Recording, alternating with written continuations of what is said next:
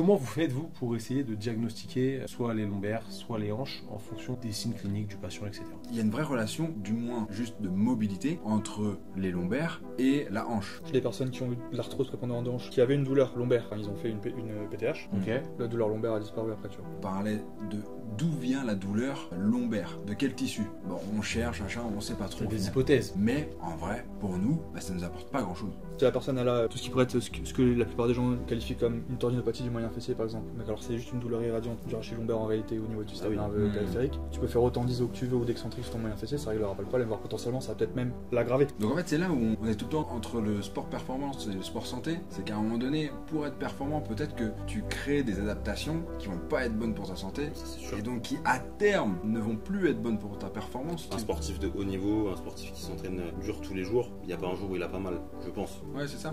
Il est au-delà de sa capacité d'adaptation en permanence.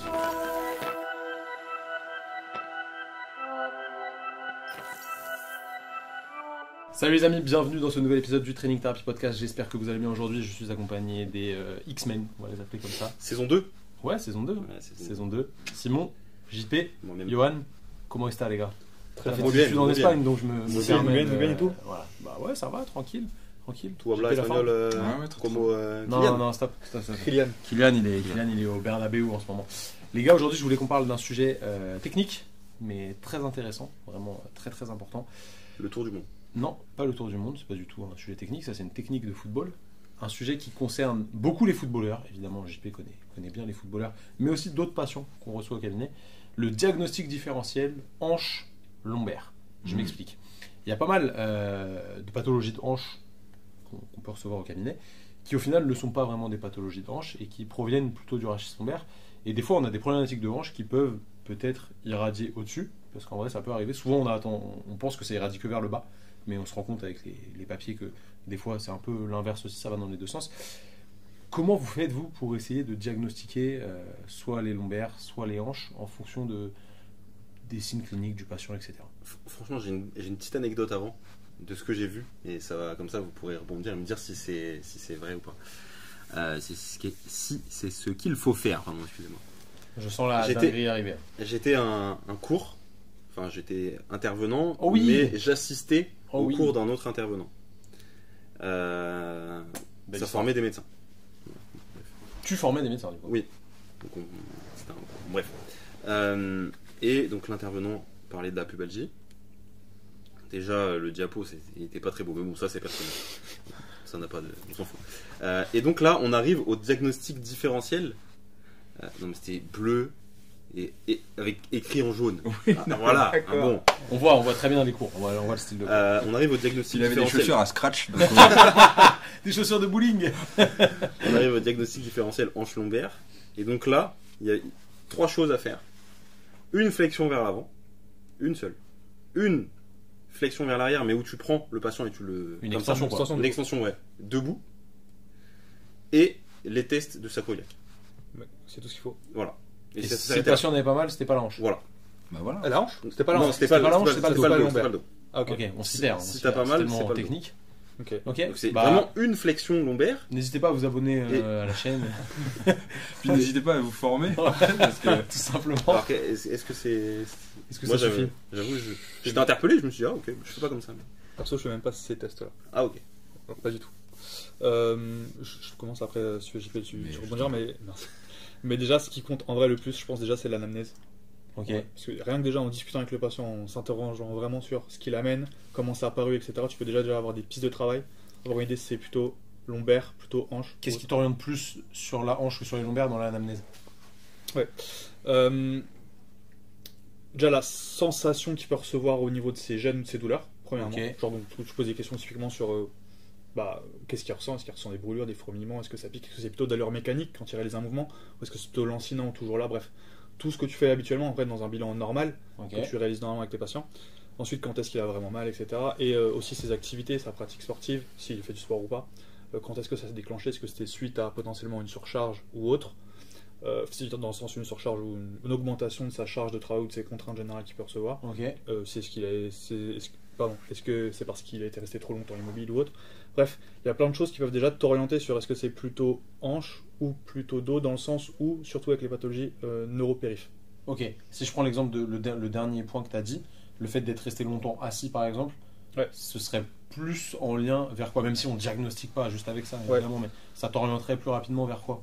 Bah, ça va dépendre après de ce que je vais retrouver après. Parce qu'en réalité, une personne qui est longtemps assise mais qui souffre par exemple d'arthrose de hanche, ça Ok. peut lui provoquer des douleurs au niveau de la hanche, même FAI potentiellement au aussi, niveau je du- crois. Enfin, les Ouais, FAI syndromes, aussi, ouais, c'est ça. fémoro-acétabuleux. Ça, on va y venir après. Du coup, ça ne concerne pas vraiment l'amnèse, mais ça peut aussi potentiellement donner des indications sur l'irritabilité de son système nerveux, par exemple. Donc en gros, comme d'habitude, tu fais un raisonnement clinique, tu prends un maximum d'infos, Ouais. et après tu vas avoir des infos qui convergent dans une Ouais. direction ou pas. C'est ça.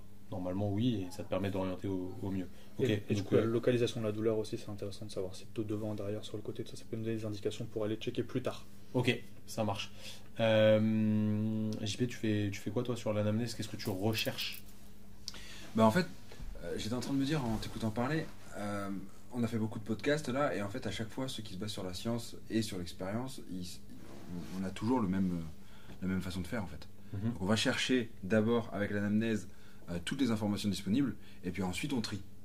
Et ensuite on va faire les tests cliniques qui peuvent affiner notre diagnostic.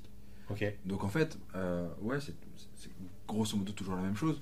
Moi j'ai une population plutôt sportive et plutôt orientée foot, donc du coup c'est vrai que c'est plutôt des soucis de hanche, mais je vais quand même vraiment gratter au niveau lombaire, parce que le problème, si on se lance directement dans les tests, et on va y venir après, les tests cliniques de hanche, en fait ils sont très sensibles, mais ils sont pas spécifiques. ok, donc sensible, ça veut dire que si la réponse est négative, que le test est négatif, et que le test est très sensible, tu peux dire que le patient n'a potentiellement pas la pathologie. Exactement, Si les ratios de vraisemblance négatifs sont élevés, évidemment, c'est ça. mais ça donne une idée, quoi. Mais par contre, si mon test est positif, T'es pas sûr qu'il l'a. eh ben non. Ok. Donc ça veut dire que, grosso modo, si j'oublie l'anamnèse, il y a mon patient qui vient, j'ai l'habitude de faire des footeux, ils ont tous mal aux hanches, je fais directement les tests, c'est positif, mais en fait je peux absolument rien en tirer. Mhm. Donc c'est pour ça que c'est hyper important de faire une anamnèse, un entretien, ça va nous donner des informations qu'on pourra pas regarder, qu'on pourra pas avoir juste avec les tests, sur sa vie quotidienne, sur des douleurs qui sont précises et qu'on pourra pas aller chercher Ok. avec les tests, et même si nos tests en fait sont pas parfaits, donc on peut pas se contenter de ça. Ça marche. Donc on a dit anamnèse, tu vas chercher la localisation de la douleur, le type de douleur, l'intensité de la douleur, comment elle est apparue, qu'est-ce qui aggrave, qu'est-ce qui améliore. Ouais. Et ça, après, ce sera aussi avec des. Enfin, par l'anamnèse et après aussi avec des Et tests tu auras des derrière. tests. Après, tu peux poser des questions simples. Ouais, Est-ce que tu bien as moins mal quand tu marches? Est-ce que tu as plus mal quand tu marches? Yes. Quand tu piétines, etc. Ça peut te donner certaines idées. Donc là, c'était pour la partie anamnèse. Ensuite, qu'est-ce qu'on fait? Moi, ce que j'aime bien quand même, c'est évaluer la mobilité du patient. Ok. Dans un premier temps, actif, passif, toujours. On s'est rendu compte en plus que dans les lombalgies non spécifiques au niveau du dos, souvent on retrouve quelqu'un qui a un déficit en rotation interne de hanche. Ça ne veut pas dire que c'est à cause de ça qu'il a mal, Ok. mais juste tu trouves que très souvent, une personne qui a des antécédents de lombalgie non spécifiques ou qui a une lombalgie à l'heure actuelle a un problème de rotation interne de hanche. Ah, c'est intéressant, Donc, c'est parce que de voir, c'est parce qu'il y a des différences de rotation gauche-droite. Enfin, Ok. c'est une asymétrie à ce niveau-là. Bah, c'est un des signes cliniques aussi du FAI. Ouais, totalement. Donc Mais c'est pas forcément suite à une affaire que tu as mal au dos. oui. Oui, non, mais Ou inversement. évidemment, mais du coup, ça montre quand même que c'est pas si simple que ça. Ah oui, Au parce qu'en final, il y a effet, des ce signes signe-là, cliniques qui se mélangent. c'est ça. Ouais. Ce signe-là, la perte de rotation interne, tu l'as dans les deux cas. Carrément. Ok. On a une idée de pourquoi il y aurait une perte en rotation interne? Pas réellement. Mais Ouais. par contre, en fait, ça peut être. Enfin, je pense que ça peut être. La douleur de dos peut être une conséquence de cette perte de rotation interne là. Parce qu'au niveau de la biomécanique limbo-pelvienne, il peut y avoir un changement et donc du coup une surcharge potentiellement. Ok. Si ton origine de la douleur, c'est plutôt mécanique et que c'est bien la hanche. Si c'est plutôt au niveau du dos, a priori, ce serait pas ça la justification. Tu Ok. Donc, tu regardes tes mobilités de hanche, vois. Ouais, actif-passif. flexion, Exact. abduction, adduction, rotation interne, rotation externe. Tu changes un peu les l'angle de flexion pour les rotations ou pas? Je peux varier un petit peu en fonction de la pratique de la personne. Si c'est plutôt dans un contexte de sa pratique sportive, j'irais peut-être chercher un petit peu plus les positions dans lesquelles il est susceptible Ok. de se retrouver. Sachant que, Simon, tu me dis si je me trompe, mais il me semble que pour le FAI, normalement, c'est hanche à 0 degré, le signe clinique, la perte de rotation interne. C'est plus 90. spécifique, pour Ouais. le coup. Plus qu'à 90. Ouais. C'est 90 degrés. En fait, Procubitus, je crois. Non, pour- procubitus. Ok. Pour Ouais. inclure, pour moi, j'ai ça en tête, c'est que quand tu es en procubitus, c'est plus spécifique et tu associes ça à la douleur reproduite en flexion et rotation interne.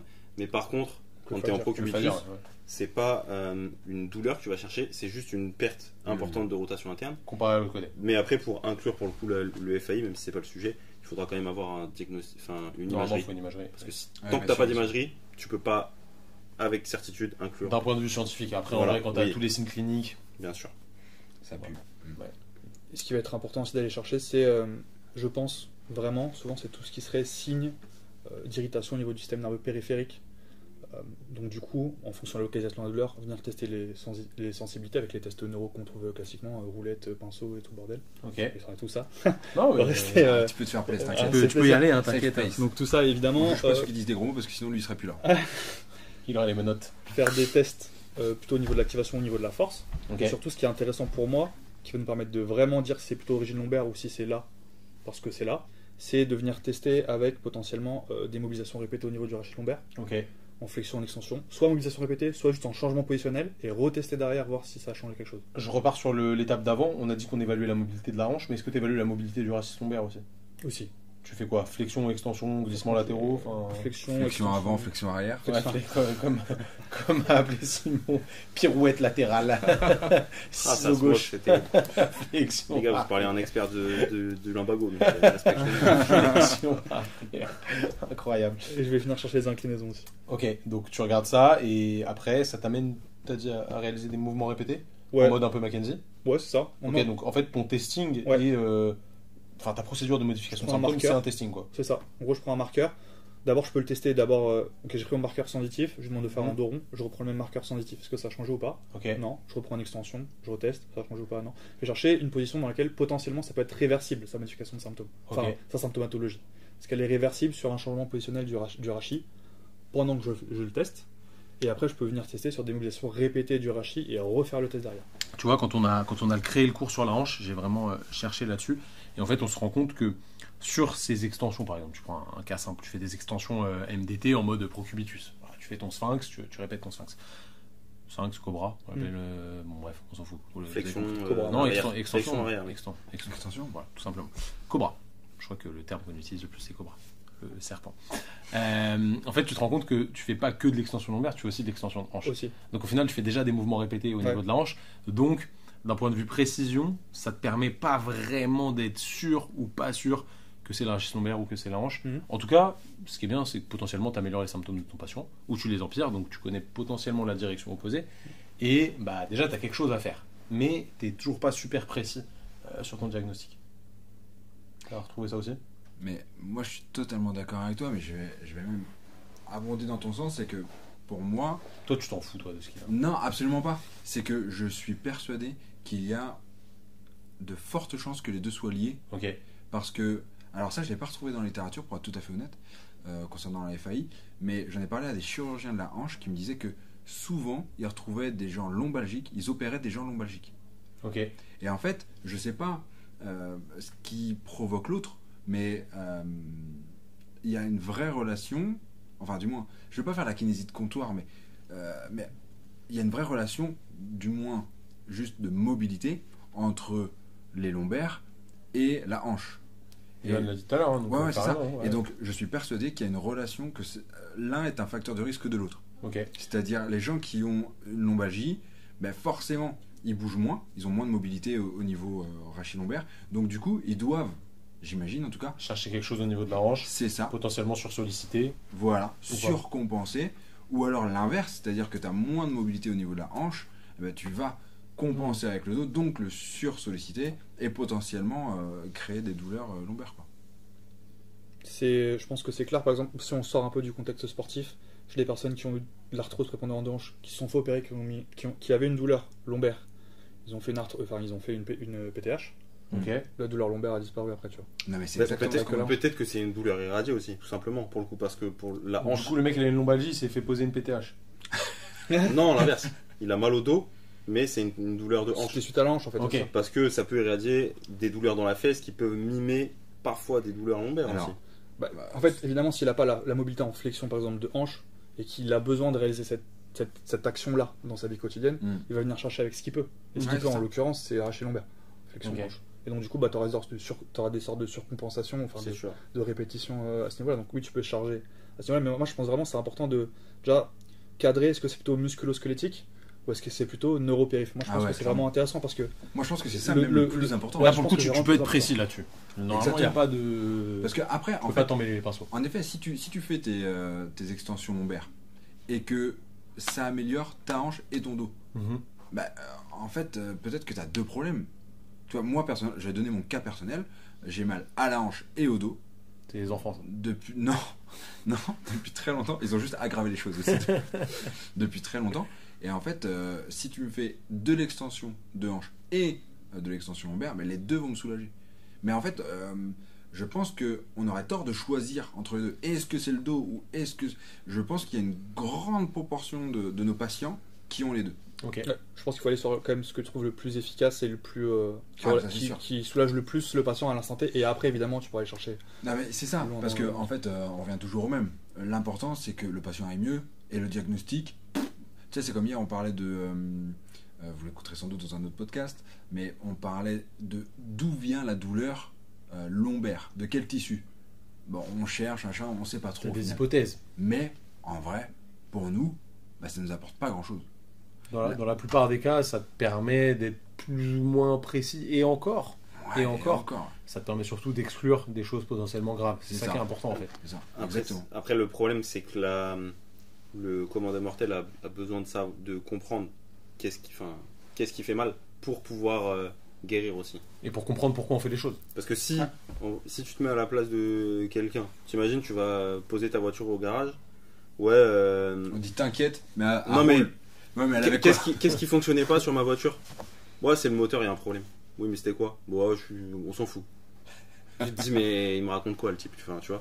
Du coup, c'est vraiment, je pense que ça n'a que peu d'importance d'un point de vue clinique pour nous, mais pour la personne, c'est important d'avoir une idée, tu vois. Ouais, c'est vrai. Donc, Mais de sauf toute façon, que tu as des idées. En fait, tu mets plus de chances d'un côté que de l'autre.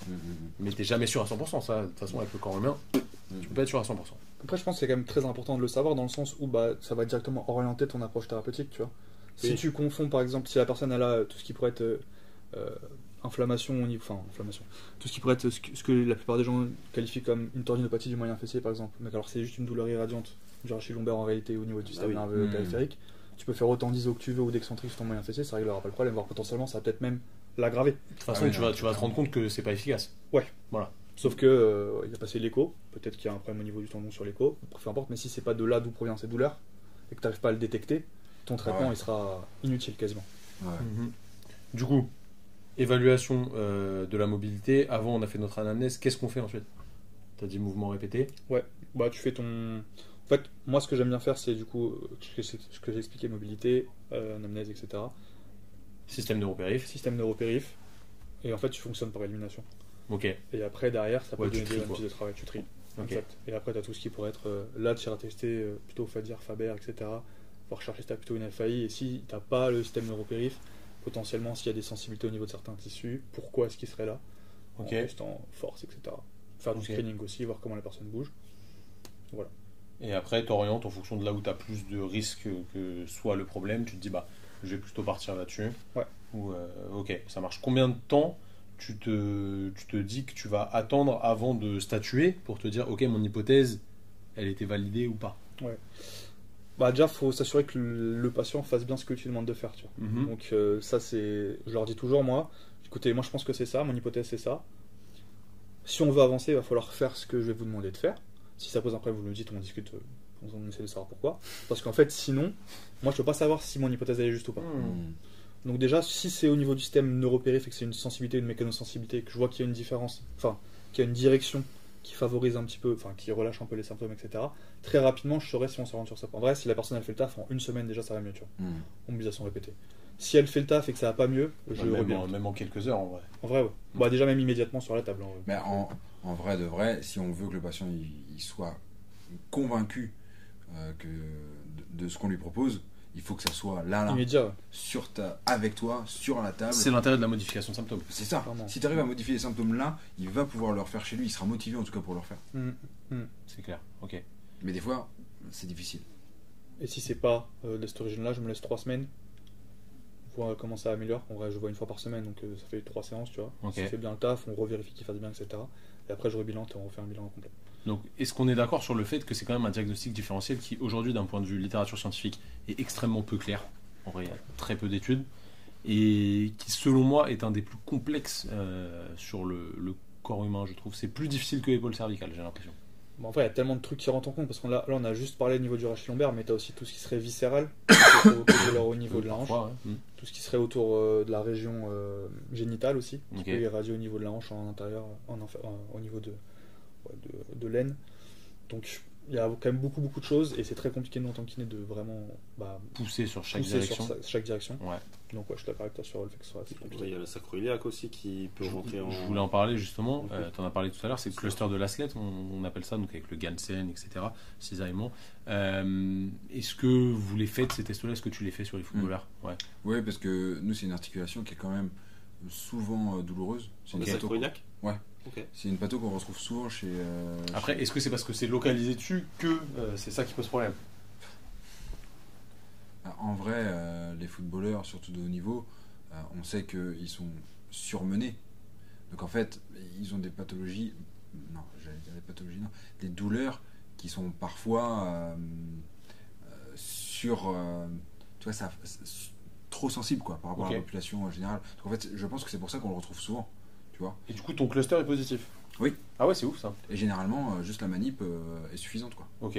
Parce que en vrai, enfin moi perso dans ma pratique, j'ai pas vu beaucoup de personnes avec Non un plus. cluster positif. Hein. Moi non plus. Pourtant, je le fais bien, tu vois. Et en vrai, quand tu regardes les chiffres, tu te rends compte qu'il n'y en a pas tant que ça qui sont positifs, mais peut-être que c'est une population à risque. Hein. Ouais, je pense que c'est un biais de sélection. Ouais, c'est Parce que fort dans la probable. population générale, c'est quand même très rare les gens qui ont des cisaillements, enfin une mobilité au niveau de cette articulation aussi grande, aussi sollicitée en tout cas. Hmm. Oui, c'est vrai. Avec le sprint, changement de direction. Bah oui, c'est ça. Du coup, il y a beaucoup de pathologies de hanches aussi. Oui. Chez le footballeur, il y en a énormément. Et d'ailleurs, il y avait un chiffre, mais je ne l'ai pas exactement en tête, mais en gros, ta rotation de hanche, il faut qu'elle soit supérieure, il me semble,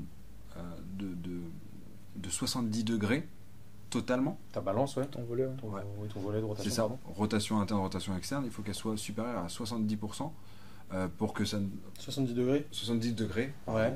pour que ça ne soit pas à risque de pubalgie. Ok. Eh bien, si vous regardez dans les études scientifiques quelle est la moyenne de rotation de hanche chez le footballeur, la moyenne, hein, elle est inférieure à 70. Ok. Ok. Donc forcément, tu as Donc en fait, être footballeur, c'est un facteur de risque de développer une pubalgie. et des problèmes de hanche. Ok. Après, on s'intéresse aussi pourquoi est-ce qu'ils ont peut-être moins de rotation, tu vois. Est-ce que c'est pas un vecteur de performance à un instant T? Exactement. Donc en fait, c'est là où on est tout le temps entre le sport performance et le sport santé. C'est qu'à un moment donné, pour être performant, peut-être que tu crées des adaptations qui vont pas être bonnes pour ta santé Ça, c'est sûr. et donc qui à terme ne vont plus être bonnes pour ta performance. Donc en fait, toi, tu es Si tout tu le te temps. blesses, t'es pas fort. hein. Bah oui, c'est ça. Je pense que de toute manière, la gestion de la douleur du sportif de haut niveau ou ultra entraîné, tu peux pas faire la même chose avec quelqu'un qui fait du sport santé ou du sport loisir. Ah, mais c'est Un impossible. sportif de haut niveau, un sportif qui s'entraîne dur tous les jours, il n'y a pas un jour où il a pas mal, je pense. Hein. Ouais, c'est ça. Ça me paraît- Il est au-delà de sa capacité d'adaptation en permanence. Ouais. Il n'y a pas forcément il y a pas un jour où il a pas mal. Ce serait terrible quand même. Ben, moi, je pense vraiment qu'ils sont toujours à la limite. Bah oui. Oui, Parce mais que t'as pas forcément dépassé la limite tous les jours. Non, mais pour C'est affreux, savoir, sinon. savoir que tu es à la limite. Après, en fait, forcément, faut- tu te lèves ou il y a un truc qui te gêne. C'est pas parce que toi t'es. T'as pas mal, toi Non. T'as pas mal à la hanche. Si, mais pas tous les jours. Non, mais pas tous les jours, pas tout le temps. Ça. Bah parce que tu fais pas de sprint non plus. Moi, je suis pas un sportif de haut niveau. J'ai Bah, pas la mec, tu t'entraînes 20 heures récupération par semaine, c'est. Ouais, enfin, mais je t'as travaille 20 heures par jour. le volume d'entraînement. Ça, le. T'as le volume d'entraînement. Oui, mais c'est pas. Je pense que passer un certain volume, ça devient délétère. Ah, c'est Non, un bon bref. sujet. On a fini, les gars, sur le diag différentiel ou tu voulais rajouter quelque chose, Johan? Non, en fait, vraiment, je pense que c'est vraiment très lié. Juste rajouter aussi que chez les personnes qui ont moins de rotation interne ici au niveau de la hanche et qui ont des antécédents de douleurs lombaires, Mhm. vous remarquez une cinématique lumbo-pelvienne un petit peu différente, dans le sens où ça se déclenche beaucoup plus tôt dans la rotation Ok. de hanche. Donc sur le test, le HLR, là, donc la rotation de hanche en étant en procubitus, quand ils vont venir chercher la rotation interne, Ça va tout décoller de suite ça direct. décolle beaucoup plus. Bah, Donc si tu forcément. remets dans la pratique sportive après derrière, Ouais. avec les contraintes, avec les etc. contraintes du sport, etc., la Du vitesse, coup, ça peut expliquer le un peu mouvement répété. les liens avec la sacroiliac qui seront spécifiques un peu à cette population sportive. Bon, merci les gars, très très très intéressant. Si jamais vous voulez qu'on fasse un épisode vraiment dédié à ces douleurs chez le sportif, là ça peut être intéressant d'en parler, je pense. Dites-nous dans les commentaires, on peut faire un petit débat là-dessus. Il n'y aura pas beaucoup de preuves scientifiques à se mettre sous la main, mais ça peut être une discussion ouverte, très pertinente. Donc voilà, si vous êtes sur YouTube, n'oubliez pas évidemment de vous abonner à la chaîne, mettez un petit pouce bleu pour les likes, ça fait toujours plaisir. Merci JP, merci Johan. Johan, où est-ce qu'on peut te retrouver? Bah de rien. J'allais dire Simon après. Sur Insta de Simon. Non, sur Insta de Simon. On va retrouver sur Instagram. Ok. Johan fils de Rix, je sais plus où est-ce qu'il le tire du bas, mais il est quelque part dans on va le trouver, on te mettra dans la description. Vous avez l'Instagram de JP aussi et l'Instagram de Simon @flexion arrière. Vous pouvez le trouver assez facilement sur les réseaux sociaux. Si jamais vous êtes sur les plateformes de streaming, Spotify, Deezer, Apple Podcast, Amazon Music, etc. N'oubliez pas de mettre un 5 sur 5 en review. Et si jamais vous avez envie de vous former sur la hanche pour aller plus loin et apprendre plus de choses, du diagnostic différentiel, de la remise en charge, etc. On a la formation qu'il vous faut, c'est la formation La hanche du sportif. Vous cliquez sur le premier lien dans la description pour vous inscrire si vous voulez la faire en présentiel. Sinon, vous la faites en e-learning. C'est comme vous voulez. Vous pouvez rester dans votre canapé à la faire tranquille chez vous. À vous de voir. En attendant, nous, on se dit à la semaine prochaine pour un nouvel épisode. Prenez soin de vous, prenez soin de vos patients. À bientôt. À tantôt.